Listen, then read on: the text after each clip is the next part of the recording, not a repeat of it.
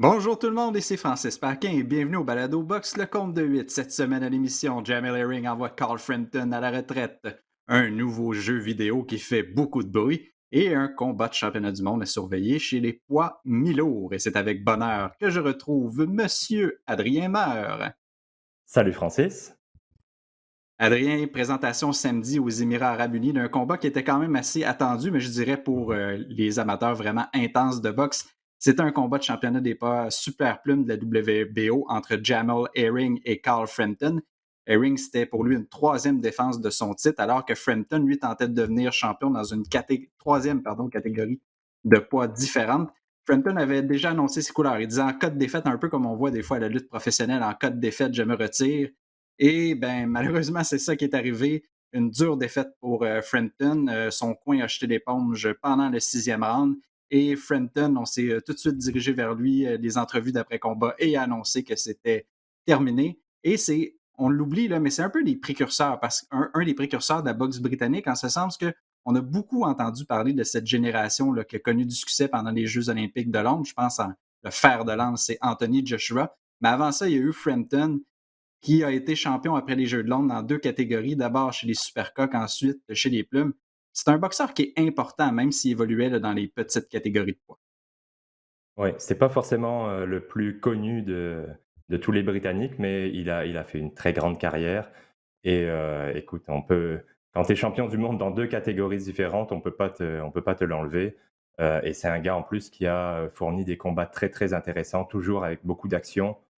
On s'en souvient de ces 2 combats contre, Leo Santa Cruz qui sont à mon avis le summum de sa carrière. Il a remporté le premier. Il a perdu le deuxième par décision, partagée, donc un combat très serré là aussi. Mais c'est vraiment moi le souvenir que je vais garder de Carl Frampton, c'est, le souvenir d'un gars qui donnait des combats spectaculaires que tu avais envie de voir parce que quand il montait dans le ring, c'était jamais ennuyant et c'est un petit peu triste de le voir finir, comme ça sur un KO, sur un combat où il a été totalement dominé parce que écoute, comme tu l'as dit, c'était un essai. Il a essayé un dernier barou d'honneur pour essayer d'être champion d'une troisième catégorie, mais c'était clairement pas sa catégorie naturelle. Lui, c'est un gars qui a commencé chez les Supercoques et là, c'était chez les Super Plumes, donc c'est pas du tout la même carrure. Et il y avait une grosse, grosse différence de gabarit avec Jamel Herring. Donc, c'est ça, en fait, qui a fait la différence dans ce combat. 5 pieds 5 face à 5 pieds 10, 7 pouces de portée, la différence. Donc, ça se voyait dans le ring à l'œil nu que c'était deux boxeurs qui n'étaient pas dans la même catégorie. Et c'est un petit peu triste de le voir finir comme ça, mais on va quand même garder un excellent souvenir de sa carrière. Ça a quand même été malgré tout un combat assez intéressant dans la mesure où on a eu l'impression que le tapis était en train de glisser là, sous les pieds d'Herring. Une Ouais. vilaine coupure à l'œil droit au quatrième round, surtout sur la paupière. Là. C'est comme le pire Mmh. endroit où un boxeur peut être coupé. Mais on l'a vu, hein, Herring n'est pas champion du monde pour rien.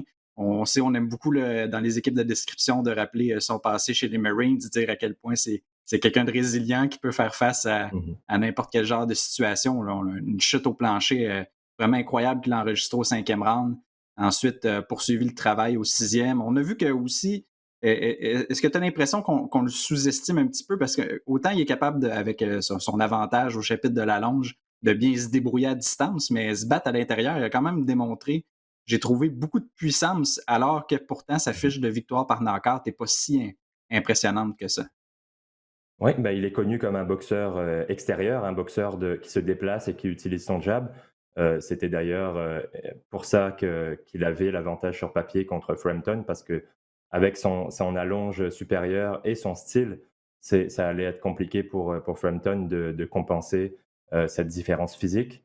Mais on a vu que quand il y a eu cette coupure et c'est d'ailleurs ce que j'ai bien aimé parce que son combat précédent, il avait été coupé aussi par un coup de tête et il n'avait pas du tout eu la même réaction. Il avait eu une réaction un peu, il savait pas trop comment réagir et il a été très, très sur la défensive. Il essayait de chercher une porte de sortie pour que le combat soit arrêté. Ça a d'ailleurs été le cas. Son adversaire avait été disqualifié. Mais là, il a réagi d'une manière totalement différente. Au lieu de rester à l'extérieur comme il avait fait en début de combat, il s'est mis à être beaucoup plus agressif et à aller se battre à l'intérieur, à essayer de bousculer Frampton et à essayer de faire parler son avantage, de grosseur et c'est ce qu'il a fait. Il l'a envoyé au tapis à 2 reprises. Au 5e, avec un très beau direct du gauche, il a utilisé l'agressivité de Frampton qui est rentré dans ce coup-là.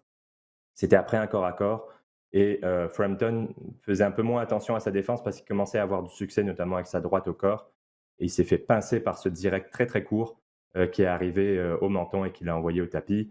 Mais ce direct-là l'a envoyé au tapis, mais ça l'a pas il était ébranlé, mais il était pas, c'était pas terminé, si tu veux. Le gros du dégât, ça a été fait au round suivant avec cet uppercut qui était magnifique. Frampton est obligé de se pencher pour esquiver le jab. Il est obligé de bouger la tête et il s'est penché dans cet uppercut et on a vu juste de la manière dont il est tombé au ralenti sur le dos.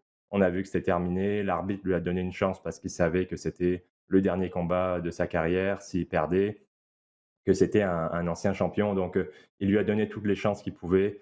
Mais à partir du moment où il est tombé sur cet uppercut, on pouvait savoir que c'était terminé parce qu'il n'y a aucune chance que tu récupères d'un coup comme ça. Donc, chapeau à Jamel Herring et j'aime beaucoup le fait qu'il ait changé sa réaction par rapport à la coupure.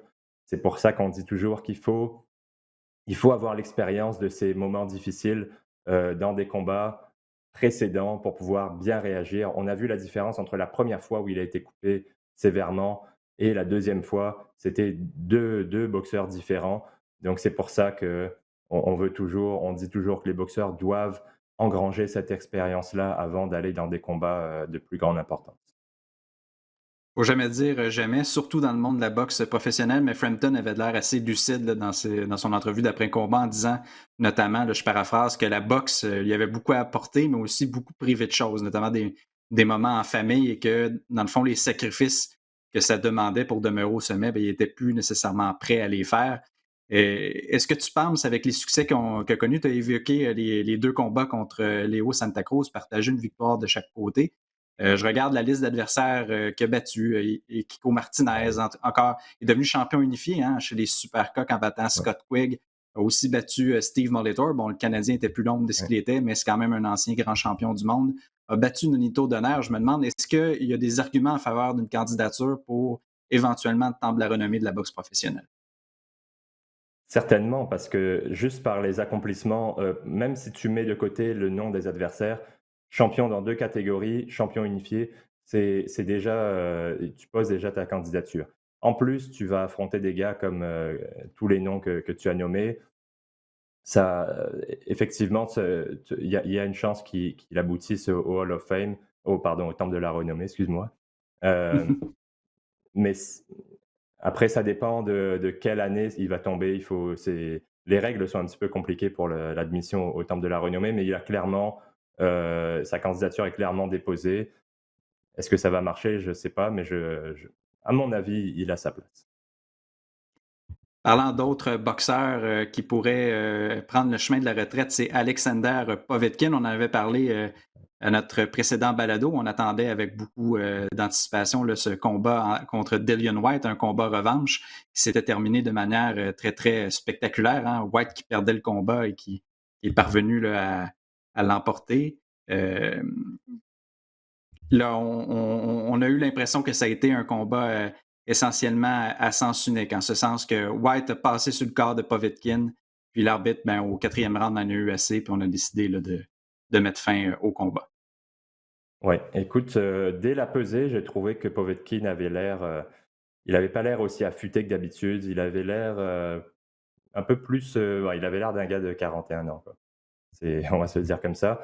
Et dès le début du combat aussi, j'ai trouvé qu'il avait un problème d'équilibre dès le début. Même avant de se faire atteindre solidement par Dillian White, on a vu qu'il n'avait pas ses jambes, il avait du mal à tenir sur ses pieds, il tombait dans les câbles, euh, alors qu'il ne se faisait pas atteindre directement. Donc, c'est inhabituel du côté de Povetkin de voir quelque chose comme ça. Et après, il s'est rapidement fait atteindre et je trouve que White a très bien utilisé ses atouts. Son jab, c'est sa meilleure arme. Il l'a utilisé tout au long du combat, dès le début. Il l'a jamais abandonné. Et l'autre chose que j'ai beaucoup aimé de White, c'est que on n'a pas vu d'appréhension de sa part. D'habitude, quand on voit un boxeur qui a subi un KO, il y a toujours une petite crainte chez lui, surtout s'il fait face au même boxeur qui l'a mis KO. Il y a toujours un peu de crainte et là, on n'a pas vu d'hésitation chez Dillian White. Quand il a ébranlé Povetkin, il s'est jeté sur lui, il n'a pas hésité une seconde. J'ai pas senti de séquelles mentales chez lui et ça, c'est un excellent signe, parce que sinon ça veut dire qu'il va toujours avoir cette petite, hésitation, alors que là, il ne l'a pas eu. Écoute, il a fait le combat qu'il fallait. Il a vraiment eu l'approche mentale de dire: «C'était un accident et on va corriger cette erreur-là» et c'est exactement ce qu'il a fait. Tu l'as dit, il est passé sur le corps de Povetkin, il l'a dominé de A à Z et Povetkin n'a jamais existé dans ce combat-là et l'arbitre a mis fin au combat. Il a bien fait parce que, Povetkin avait pris une série de coups et notamment ce crochet gauche à la fin, là, il s'est jeté dedans et White a les mains très, très lourdes donc il fallait pas le renvoyer dans la mêlée. Povetkin, de toute façon, ce combat-là était déjà terminé, donc un bon arrêt de la part de l'arbitre. Écoute, il efface un petit peu cette tâche à son dossier, Dillian Whyte, parce que là, c'était un combat à sens unique qu'il a complètement dominé. Ben, j'ai mentionné que White avait remporté le premier combat. Il avait évidemment perdu, le dominait Ouais, avant de se faire surprendre par Povetkin. Là, deux chutes, on se rappelle, au plancher au quatrième puis au cinquième, hein, ce ouais. uppercut qui était sorti de nulle part. Adrien, on sait que ces deux boxeurs-là ont eu des problèmes avec l'antidopage au cours des dernières années et Samuel Descaries-Drolet, qui fait partie de l'équipe d'entraîneurs de Marc Ramsey, a soulevé un point intéressant sur les médias sociaux et j'aimerais savoir ce que tu en penses. Il disait, ces deux tricheurs, dans le fond, notoires, Povetkin et Mmh. White, et là, on les a vus après le combat dans le vestiaire. Écoute, ça a été deux beaux combats. Il faut être fier de ce qu'on a accompli, bras dessus, bras dessous. Là, on souligne la grande résilience et le sportsmanship. En même temps, on ne joue pas à la boxe. Je on peut dire, bon, par exemple, un sprinter qui se dope ben, met sa santé lui-même en danger, tandis qu'à la boxe, ben, on met la santé de son adversaire en danger si on décide de se Mmh. doper. Est-ce qu'on donne trop de publicité à des deux boxeurs comme ça? Est-ce qu'on devrait en parler ou il y a comme une grosse question éthique là, en arrière de ça? Oui et il y a beaucoup de résistance dans le monde de la boxe. Quand il y a un contrôle antidopage positif, on va en parler, on va parler de la suspension, mais quand il revient, c'est comme s'il avait, comme si quand il a purgé sa peine et ben, ça efface tout ce qu'il a fait. Et surtout que les peines, les suspensions sont très courtes, à mon avis.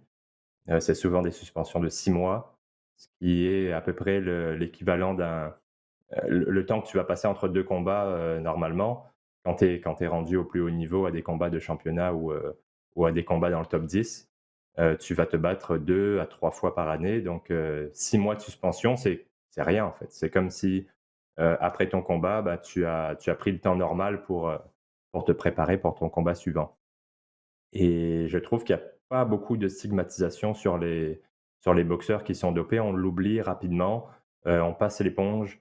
Il y a souvent des excuses, des steaks contaminés, c'est pas moi qui me suis dopé, c'est la vache, bon, des excuses un peu bidons comme ça et on a tendance à oublier rapidement. On ne parle plus du contrôle antidopage de Canelo Alvarez, mais on le met numéro 1, livre pour livre. Il y a beaucoup de boxeurs comme ça qui sont, «sales» entre guillemets, qui se font blanchir après que la suspension soit passée. Donc moi je trouve qu'il faut, écoute, on l'a dit assez souvent que ces 2 gars-là étaient dopés au compte de 8 ici.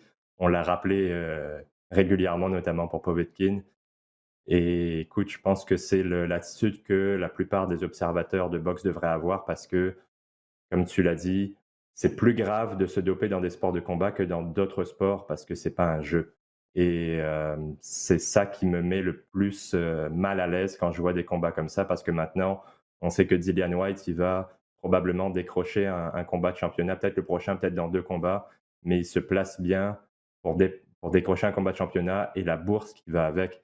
Donc ça veut dire que tu récompenses un gars qui s'est dopé et ça me met très mal à l'aise. Mais écoute, le monde de la boxe étant ce qu'il est, c'est pas le seul problème éthique qu'il y a dans la boxe, donc c'est pas nous qui allons le régler ici.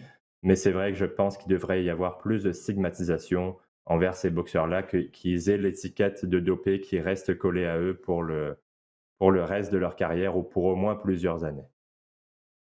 Ouais, puis on l'a vu, hein, Antonio Margarito, qui à l'époque avait triché en Ouais.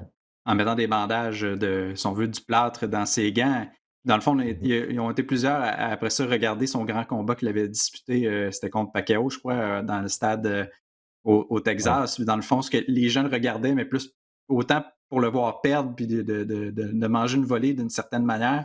Donc, je pense que tu as bien résumé, hein, il n'y a pas trop de conséquences, hein, les punitions sont insignifiantes. Au moins mmh, dans le sport amateur, on peut te priver de Jeux olympiques, te priver de championnats du monde, des compétitions qui sont extrêmement lucratives pour les champions. Sauf que c'est ça, dans la boxe, on semble pas vouloir trop régler le problème d'une certaine manière parce qu'il y a tellement d'argent en jeu pour toutes les parties, hein. Une compétition, ben, elle va avoir lieu même si il y a peut-être un sprinter qui n'est pas là, ben, c'est pas si grave parce que c'est la force de la compétition ou de l'épreuve là, quand on pense à un 100 ouais, mètres. Mais un combat de boxe, comme on dit en anglais, hein, ça prend deux personnes pour danser le tango. Donc, si on n'a pas Canelo dans le ring pendant 2 ans parce qu'il est dopé, ben, les conséquences, c'est pas juste sur Canelo, mais c'est pour tous les mmh. boxeurs qui vont aller sur la carte. Les bourses vont être moins intéressantes pour un paquet de personnes. Donc, c'est comme si finalement, le problème est trop complexe et à régler que finalement, on le met sous le tapis. Ouais et tu as nommé l'exemple de Canelo et c'est souvent un jeu politique. Je m'en souviens quand Canelo avait été suspendu après ce contrôle, c'était avant le combat contre Golovkin.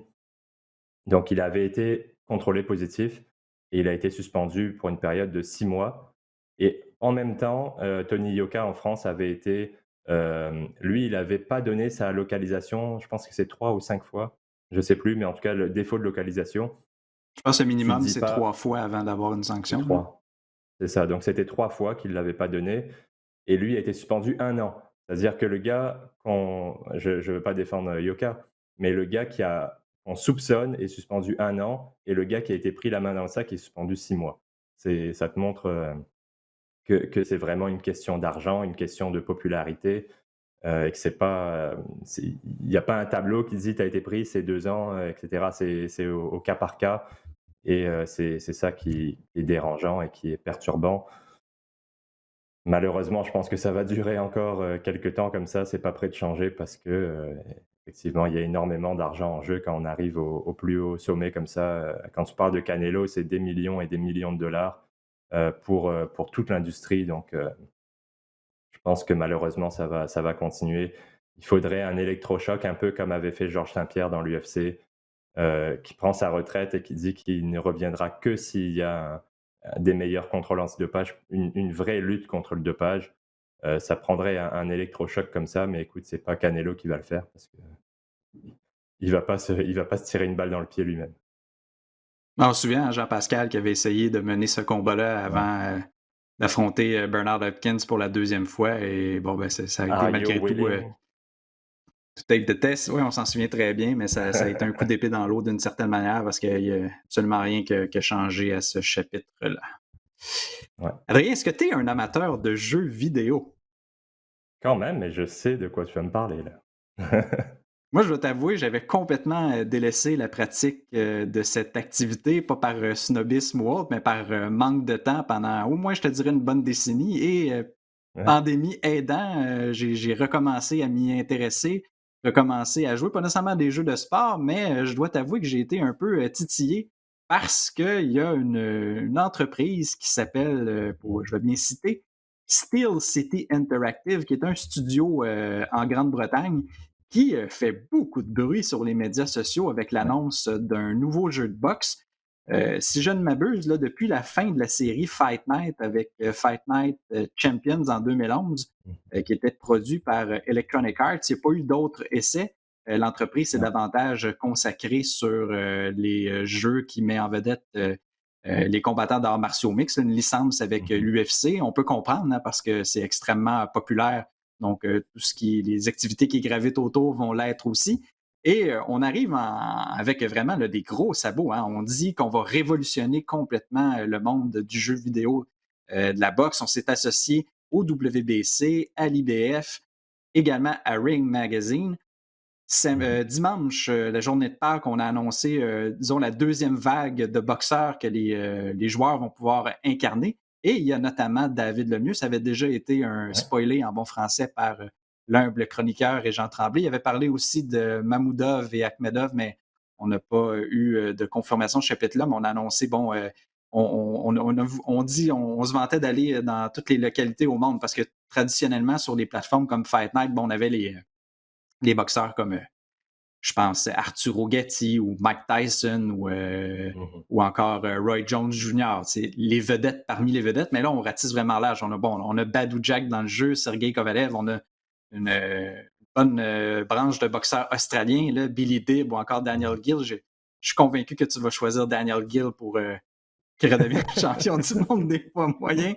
Mais bref, Sûrement. on est là avec énormément là, de. On prend les gros moyens. On s'est associé notamment à Todd Ouais. Grisham, là, qui est descripteur sur DAZN, si je ne me trompe Mmh. pas. Et bon, on va pouvoir également incarner des entraîneurs, même des cutman. Il y a Mmh. même le privilège d'être entraîné par Eddie Reynoso, là, selon ce qu'on apprend. Mais j'ai l'impression que c'est quand même un exercice assez laborieux parce que, bon, l'âge que j'ai fait en sorte que j'ai été aux premières loges pour jouer à Punch-Out, qui était davantage, je dirais, cartoonesque. Là. On se prenait pas au Ouais. sérieux, là, avec des confrontations, là, notamment entre des Little Mac qui pesaient à peu près 110 livres mouillés et King Hippo, dont le poids était relativement inconnu. Mais j'aimerais savoir qu'est-ce que tu en penses, parce que je sais que je t'ai posé la question en sachant visiblement la réponse, là, mais qu'est-ce que tu penses? Là, on voit notamment à l'écran des images là, de toutes Mmh. les mécaniques et tout. Je voulais savoir ton premier regard, si tu étais impressionné ou si tu as des réserves. Bah, déjà, j'ai été, impressionné par le pool de boxeurs, le bassin de boxeurs qui sont allés, chercher parce qu'il va y en avoir vraiment énormément et c'est ça qui est compliqué. C'est parce que quand tu vas, par exemple, faire un jeu de soccer, bah, tu peux t'associer à la FIFA et là, tu as tout. Tu fais, un jeu de hockey, tu vas t'associer à la LNH, tu vas avoir tout. Alors que là, tu as plusieurs fédérations, tu as plusieurs promoteurs, faut s'entendre individuellement avec chacun, peut-être s'entendre individuellement avec chaque boxeur. Donc c'est un gros travail au niveau administratif et au niveau de ce que vous pouvez voir, les images, qu'on voit en ce moment. C'est ça qui m'a le plus impressionné parce que là, ce qu'on voit, c'est une version alpha. C'est-à-dire que dans un jeu vidéo, tu vas avoir ils sont en train de le développer, tu as la version alpha, un peu plus tard, tu vas avoir la version bêta, qui est une version qui va être testée et après, il y a une nouvelle version qui va être la version finale et je ne sais pas si vous avez remarqué la fluidité des mouvements dans cette version alpha, des images qu'on a vues. Moi, c'est ce qui m'a le plus impressionné, c'est que au début, je n'ai pas compris tout de suite que c'était un jeu vidéo. Les premières secondes, j'ai cru que c'était des images d'un vrai combat. Les mouvements sont très, très fluides, ils sont naturels et ils ont été pris avec la motion capture comme dans les films, d'animation. C'est-à-dire que c'est chaque boxeur qui s'incarne lui-même, donc c'est les mouvements, les tics, les petites, habitudes, qu'il a, un tic avec la main, par exemple, je l'ai pas vu, mais par exemple, Léo Santa Cruz, je sais qu'il a toujours l'habitude de faire ce petit mouvement-là avec sa main, juste avant de frapper. Il tourne tout le temps le poignet comme ça et ça, c'est le genre de choses qu'on va voir dans le jeu, donc ça rend les choses beaucoup plus naturelles, et c'est ça qui est impressionnant. Tu auras vraiment la sensation de contrôler le boxeur lui-même, heu, et pas son avatar dans le jeu, quoi, donc et après ils ont aussi un système, de jeu, un gameplay qui va être impressionnant. Il y a des feintes, tu peux appuyer sur un bouton pour, annuler ton coup, mais à n'importe quel moment, donc tu peux l'annuler au tout début ou à la fin. L J'ai vu un exemple sur les jabs, où le jab, c'est pas toujours au même endroit. Des fois, il va selon la précision de ton boxeur, il va atterrir dans la poitrine ou au visage. Ça va jamais être le même coup.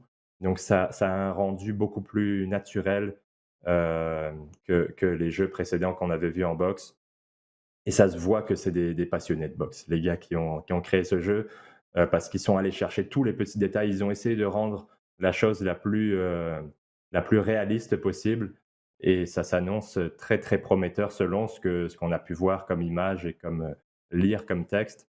C'est vraiment un jeu qu'il faudra tester parce que c'est très prometteur. Ça s'annonce une simulation comme on n'en a jamais eu dans les jeux de boxe. Donc, j'ai très hâte de voir ce que ça donne. Par contre, il faudra être patient parce que c'est pas un gros studio comme EA Sports ou d'autres. Donc, Ubisoft ou ouais, Paradox, par exemple, là. exact. Donc, ça risque de prendre un petit peu plus de temps à développer. Mais vu les images qu'on peut voir déjà, ça risque de donner quelque chose d'excellent et j'ai bien hâte de pouvoir tester ça. On dit que le jeu va être en accès anticipé, donc pas la version finale dans le quatrième Mmh. trimestre de l'année 2021. Bon, ça commence en octobre, mais j'ai l'impression, selon ce que j'ai pu lire, qu'on cible davantage la période des fêtes, donc fin du mois de décembre. Mmh. Par contre, comme tu mentionnais, hein, c'est pas un gros studio et surtout, on n'a pas, par exemple, de jeu précédent sur lequel se forger une opinion, là, savoir de quelle manière Mmh. ils travaillent. C'est sauf erreur, là, leur, leur première pépite. Donc, des fois, on a vu hein, dans le passé, il y a des bonnes histoires là, de studios ou d'idéateurs qui avaient promis de Mmh. grandes choses et finalement, ça ne s'est pas avéré. Hein. Il y a des palmarès qui sont faits régulièrement sur YouTube à ce sujet pour les intéressés. Par contre, c'est intéressant de voir aussi, comme tu mentionnais, hein, ils ont mis le paquet dans la présentation qu'il y a eu hier dimanche. Mmh. On a montré un boxeur britannique bon, qui est entouré de je ne sais pas combien de caméras pour capter ses mouvements. Donc, on veut vraiment du réalisme. Est-ce que le danger de vouloir être trop dans la simulation et faire en sorte que les gens qui bon, s'intéressent aux jeux vidéo, mais pas nécessairement là, aux mécaniques qui peuvent être extrêmement complexes de la boxe, vont s'y retrouver? Est-ce qu'il va y avoir des façons de paramétrer ça? Parce je lis les détails qu'on compromet là, quand même il y a un loustic qui me répondait quand j'ai annoncé bon, que vous allez pouvoir incarner David Lemieux. Il dit est-ce qu'il va rater le poids dans le jeu comme ça il est arrivé souvent dans la vie? Ben, la réponse, c'est on dit que oui, on va gérer le poids de nos boxeurs entre les combats. Bon, on a vraiment là, pas beaucoup de détails, à part la vidéo qu'on a vue, là, qui, comme tu l'as bien Mmh. mentionné, hein, c'est de la production alpha, donc c'est loin d'être terminé, mais bon, c'est normal, ça fait au-dessus de 10 ans que les amateurs de boxe n'ont pas eu de jeu à se mettre sous la main, de réels jeux produits pour console. Là, celui-là va être tant pour les consoles que pour l'ordinateur. Et on regarde ça de manière aussi dans l'histoire, les jeux de boxe, ça a souvent été pardonne-moi plutôt l'anglicisme, des patterns. Hein. On évitait une série de coups, puis on répliquait Ouais. même les premiers opus de la série Fight Night. C'était pas nécessairement très, très réaliste. Je pense que le premier, Mmh. c'est Fight Night Round 4 là, qu'on a eu les mécanismes, par exemple, dire bon, ben, avec un seul coup de poing, on peut mettre un adversaire au plancher et tout. Donc, c'est quand même un gros travail pour avoir. Là, on l'a vu dans d'autres jeux comme. Moi, je suis davantage familier avec les jeux de hockey dans le passé où, bon, chaque fois, on essaie de rentrer les mécaniques de gravité puis de vraiment que ça soit le plus fidèle à la réalité possible, mais c'est quand même, on voit que c'est un travail là, qui demande énormément de minutie et de temps. Là. Souvent, ben, c'était une limitation technique des machines dans le passé qui faisait en sorte qu'on n'était pas nécessairement capable d'y arriver, mais là, on sent qu'on touche près du but là, plus que jamais. Oui, et ça va pas être des jeux faciles d'accès, un jeu facile d'accès, pardon, comme un Street Fighter où tu pouvais ne pas connaître le jeu et quand même gagner en appuyant sur tous les boutons un peu au hasard. Là, il va falloir. C'est un jeu qui va demander de l'entraînement. Il va falloir que tu testes beaucoup, que tu t'entraînes pour pouvoir maîtriser le jeu. Mais c'est ce qui se fait de plus en plus dans l'univers du jeu vidéo. Alors, c'est un jeu qui va demander de la discipline, de l'entraînement et qu'on s'y consacre longtemps pour pouvoir le maîtriser. Mais c'est un jeu qui s'adresse aux passionnés et qui est fait par des passionnés parce qu'ils ont tout fait pour ça. Tu vas pouvoir gérer la carrière de ton boxeur en choisissant ton promoteur, en choisissant, tu l'as dit, ton cutman. Peut-être qu'on verra Ross Amber dans le jeu. Donc, tu as vraiment énormément de détails comme ça qui vont te c'est vraiment une simulation complète, mais c'est vrai que quand on fait des simulations comme ça peut, éloigner des joueurs, casual, passe-moi l'expression, qui voudront faire un ou 2 combats. Ça va être un peu trop compliqué, à gérer pour eux. Il faudra que tu te décides de te mettre à ce jeu-là pour pouvoir l'apprécier. Et on sent que ce jeu aussi, on le dit, hein, c'est un développement sur longue haleine. Donc, Il y a d'autres boxeurs qui vont être annoncés au fil du temps et il y a fort à parier qu'il va y avoir une ligue électronique derrière ça, comme on le voit notamment à la FIFA. Même le CF Montréal a son représentant dans cette ligue Ouais. virtuelle. On sent la popularité là, d'autres jeux en ligne comme League of Legends ou Dota connaissent à travers le monde. Donc, clairement, il y a un filon à exploiter là et qui sait peut-être quelqu'un qui nous écoute présentement qui va devenir un maître de ce jeu vidéo. Et bref, on va continuer de suivre le développement avec beaucoup d'intérêt. Exact. Adrien, pour retourner dans le monde réel, il y a énormément de boxe à se mettre sous la dent au cours des 2 Ouais. prochaines semaines. Ça commence samedi 10 avril, 22 heures. C'est un combat qui va être présenté sur les ondes de RDS. C'est Joe Smith fils qui affronte Maxime Vlasov. C'est un combat pour le titre des poids mi-lourds de la WBO. Un titre qui a été, on se rappelle, hein, laissé vacant par Canelo Alvarez. WBO avait organisé un tournoi et Smith, là, en demi-finale, on s'en souvient très bien, avait servi une correction à Eleider Alvarez au mois d'août dernier. D'ailleurs, on n'a toujours pas de réponse ou de nouvelles au sujet d'Alvarez. On avait dit qu'il y avait une série de conditions à remplir afin de savoir si elle allait être en mesure de retourner au gymnase et ensuite d'obtenir un combat. Yvon Michel avait dit tant qu'il n'y avait pas des nouvelles en ce sens de Marc Ramsey qui ne donnait pas le feu vert, ben, il ne planifiait absolument rien. Dernière nouvelle, Mmh. Yvon Michel ne planchait pas sur un combat pour Eleider Alvarez. Bon, Smith, on sait, hein, il possède une force de frappe indéniable. On a toujours dit hein, dans le passé que c'était un peu plus laborieux contre des boxeurs qui sont davantage techniques. Je pense notamment à Dimitri Bivol. Mais je suis curieux de savoir, hein, il est favori des preneurs au livre. Est-ce que Vlasov possède ce qu'il faut pour embêter Smith et l'emporter? Parce que si on regarde ses défaites au cours de sa carrière à Vlasov, c'est pas nécessairement gênant. On parle d'Isaac Mmh. Gilemba, Gilberto Ramirez ou encore Glowacki, le Polonais. Donc, Ouais. est-ce que tu as l'impression que ça va être une victoire pour Joe Smith qui serait couronné le champion du monde? Je pense que oui, mais Vlasov risque de l'embêter parce que comme tu l'as dit, hem, Smith quand c'est un duel physique, il va l'emporter. C'est un gros, gros travailleur, c'est un gars qui a une force physique, incroyable, une grosse force de frappe. Donc si c'est un duel, coup pour coup, il va l'emporter. Sauf que là, Vlasov, lui, c'est pas trop son genre de combat, ben, quoique parfois il échange, mais il descend des lourds légers. Vlasov, il était à 200 livres avant. En fait, il a commencé chez les super moyens. C'est là où il avait affronté Ramirez. Il est monté directement chez les lourds légers, ce qui est improbable, mais il l'a fait quand même. Il a eu un bon run chez les lourds légers. Il s'est arrêté quand il a perdu contre Christophe Glowacki, c'était à la Super Série mondiale.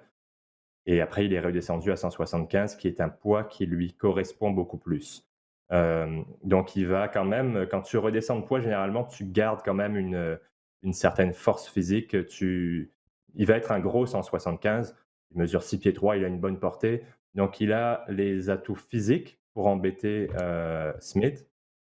Par contre, il a tendance à se laisser entraîner dans des corps à corps ou dans des échanges de coups. Et ça serait pas du tout à son avantage contre Smith, qui a une plus grosse force de frappe, qui est plus fort physiquement. Et donc je pense que l'Américain va le bousculer, va l'épuiser, va finir par le briser. Mais il a déjà montré, Smith, qu'il pouvait être outboxé. Et si Vlasov arrive à montrer la discipline pour rester à l'extérieur, utiliser ses longs bras et essayer d'en faire un duel beaucoup plus technique que physique, il a ses chances. Mais avec les combats que j'ai vus précédemment, je pense que Smith va réussir à l'attirer dans une guerre et qui va finir par l'user et le briser. Mais c'est ça, avec Smith, il y a toujours la possibilité qu'il se fasse dominer techniquement de l'extérieur parce qu'il a déjà montré à 2 reprises, ses 2 défaites, c'était ça contre Barrera et surtout contre Bivol, qu'il n'avait pas la réponse à un boxeur, qui boxait à l'extérieur, de manière disciplinée. C'est ce que va devoir faire Vlasov, mais je pense pas qu'il ait justement cette discipline pour le faire. On rappelle que l'industrie de la boxe a déjà choisi son camp. Bob Arum et Top Rank veulent que Joe Smith l'emporte parce qu'on rêve à un méga combat d'unification avec Arthur Beterbiev qui possède 2 ceintures chez les poids Milo. On espère Mmh. leur présenter ce combat dans la région de New York où Smith est très populaire puisqu'il est originaire de là, un ancien col bleu à Long Island et aujourd'hui est émondeur à son propre compte.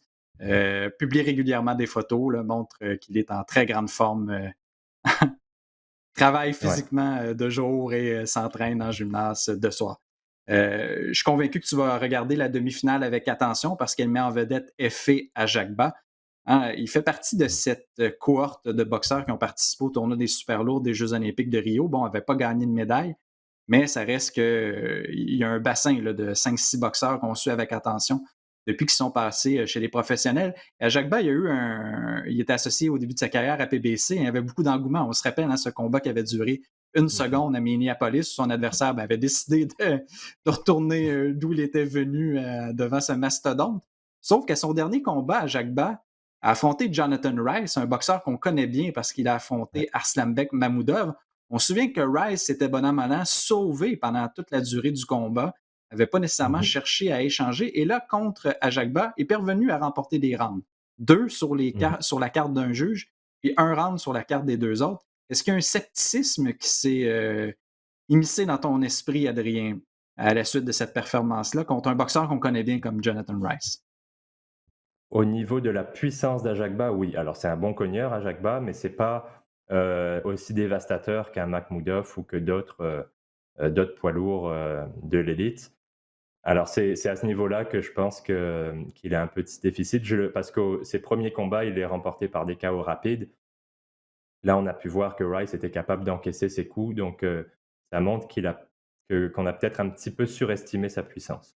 Par contre, j'ai bien aimé ce combat-là au niveau de sa discipline d'Ajagba parce qu'il a continué à utiliser son jab tout au long du combat. Il n'a jamais abandonné ce jab et c'est à mon avis ce qu'il doit faire pour remporter ses combats quand il va arriver contre des adversaires d'un meilleur niveau. Il faut qu'il utilise cette taille, cette portée parce que c'est l'avantage physique que la nature lui a donné. Il faut qu'il l'utilise et il l'a très bien fait et j'ai trouvé ça intéressant de voir un boxeur assez peu expérimenté comme lui, qui ne panique pas. Parce que souvent on voit des jeunes boxeurs qui mettent tous leurs adversaires KO rapidement dans les premiers rounds. Quand ils affrontent un gars qui est capable de prendre les coups, et ben, il y a un petit peu soit de la panique, soit de l'incompréhension et ben, écoute, je parle souvent de cet exemple-là, mais c'est un peu ce qui était arrivé à David Lemieux. Donc on essaye encore plus fort, on essaye encore plus et finalement on s'épuise. Alors que là, du côté des Jacques, il est resté calme, il a continué à utiliser son jab et il s'est dit: «Ben, écoute, si Rice est capable de prendre mes coups, et ben, je vais gagner une large décision et puis c'est comme ça, tant pis». Je trouve que c'est une bonne chose pour lui d'avoir eu cette expérience-là et que ça montre qu'il est capable de garder un plan de match jusqu'au bout et de ne pas paniquer, de pas partir en peur et de perdre un peu ses moyens. Je pense qu'il est un peu en dessous de pas un peu, mais même, un ton en dessous des gars comme Hrgovic ou d'autres.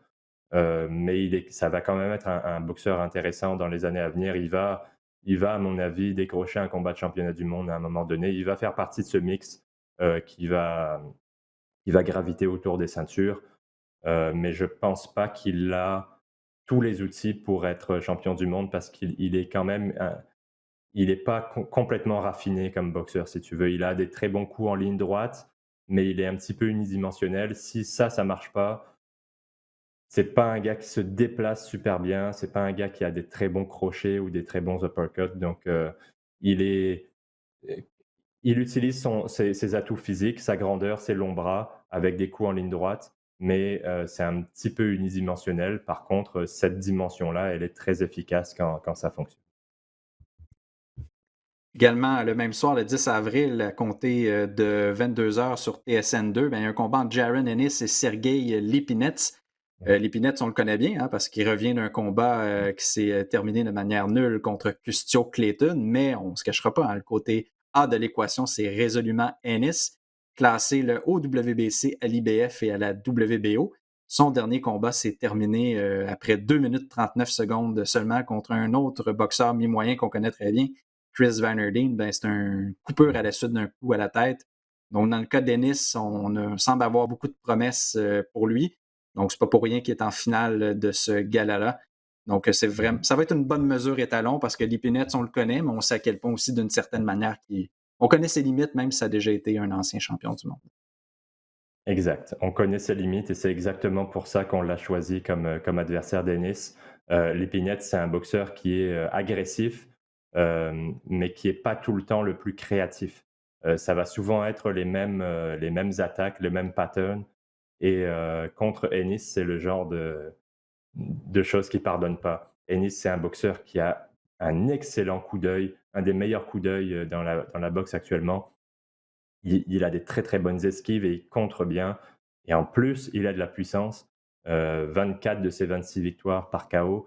Donc le style de Lipinets lui convient parfaitement. Il va utiliser l'agressivité de Lipinets pour esquiver, contrer et à mon avis, il va finir par lui passer le KO. Quoique Lipinets, c'est quand même un boxeur solide, mais Ennis est très impressionnant. Il boxe, il est très, très agile. Il boxe souvent avec les mains au niveau des hanches, au niveau de la ceinture, mais il bouge très, très bien la tête, il feinte. Il est très imprévisible, donc ça va être, à mon avis, compliqué pour Lipinets qui risque de se frustrer assez rapidement. Si on passe à la semaine prochaine, le 17 avril, 19h sur DAZN, Demetrius Andrade qui affronte Liam Williams. C'est une quatrième défense du titre des poids moyens de la WBO d'Andrade, qui est un formidable boxeur technique et qui, à mon avis, mériterait assurément mieux que d'affronter un boxeur comme Williams. C'est un bon Ouais. cogneur, mais c'est un boxeur qu'on connaît les limites parce qu'il a affronté, on se rappelle, 2 fois Liam Smith. D'ailleurs, Mmh. j'ai été assez surpris d'apprendre qu'Andrade, ben, pas qu'il y en a assez, mais qu'il songe à passer chez les super moyens parce qu'il court après Canelo et Billy Joe Saunders. En même temps, c'était les mêmes arguments quand il était passé des 154 aux 160 livres. C'est parce qu'il courait après Canelo et Billy Joe Saunders. Puis Andrade, il commence aussi à être un petit peu tanné d'Eddie Hearn. Il a demandé qu'est-ce qu'il fait là.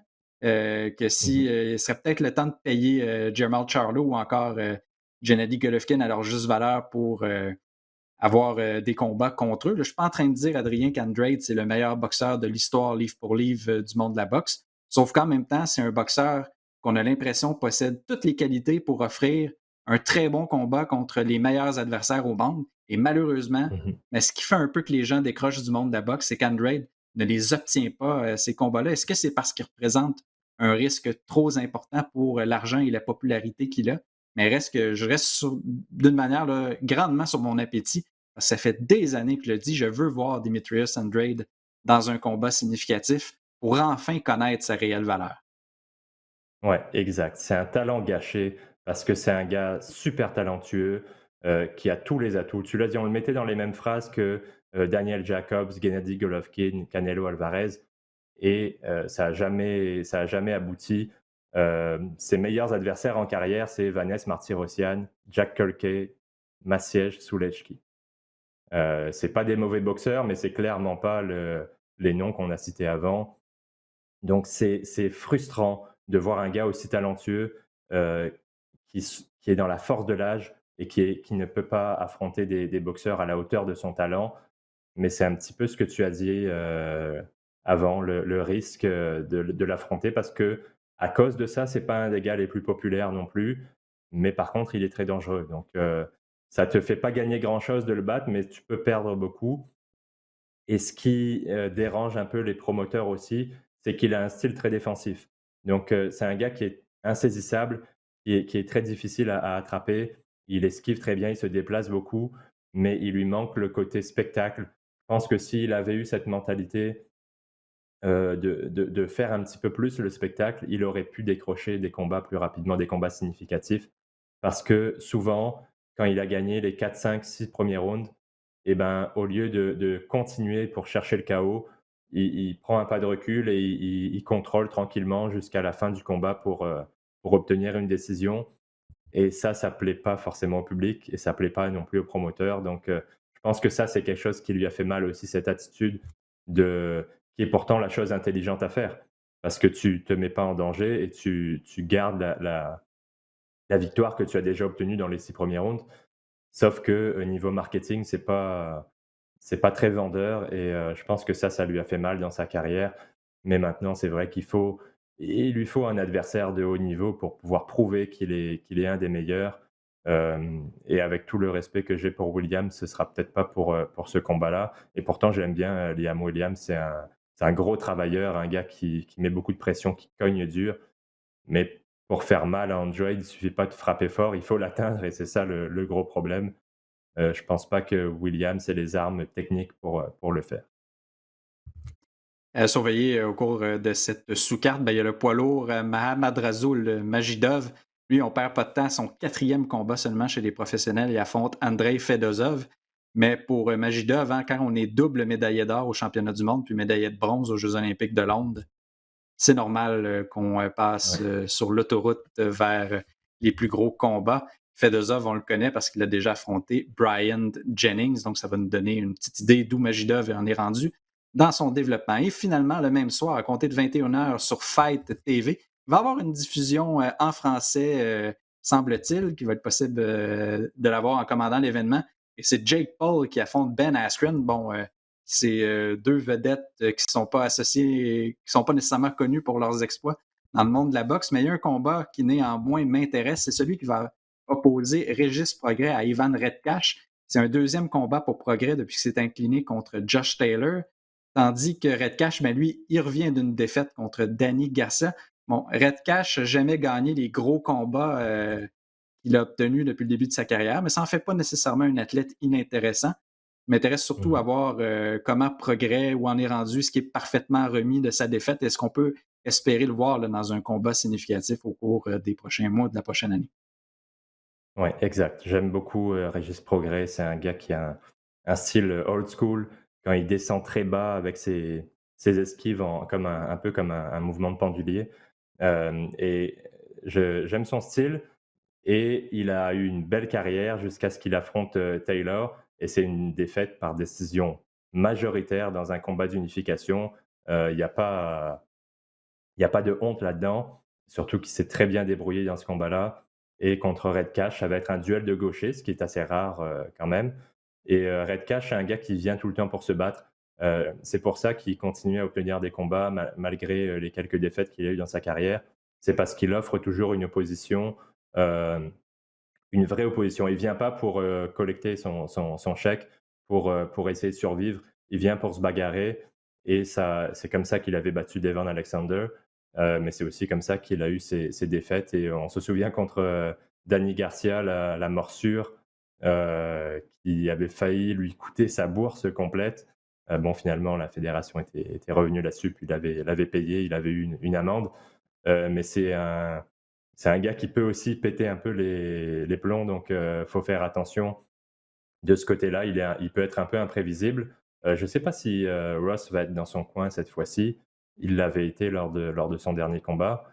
Mais du côté de Progrès, il y a un gros potentiel chez lui et je pense qu'on va le revoir parce qu'il y a le combat d'unification entre Ramirez et Taylor. Mais après ça, je pense que Progrès aura son mot à dire pour que le vainqueur fasse une première défense de ses 4 ceintures.